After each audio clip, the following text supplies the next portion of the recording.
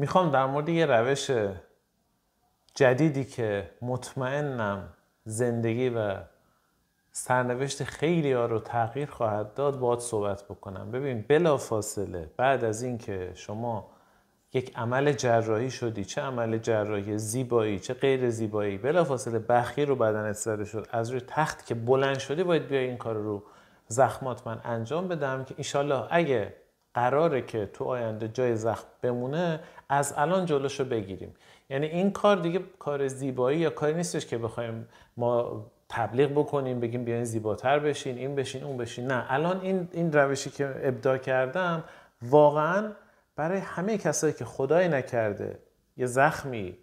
بخیه رو بدنشون صورتشون زده میشه و یا اینکه خودخواسته مثلا میرن عمل جراحی انجام میدن، باید انجام بشه، چون تا درصد خیلی خیلی زیادی جلوی ایجاد این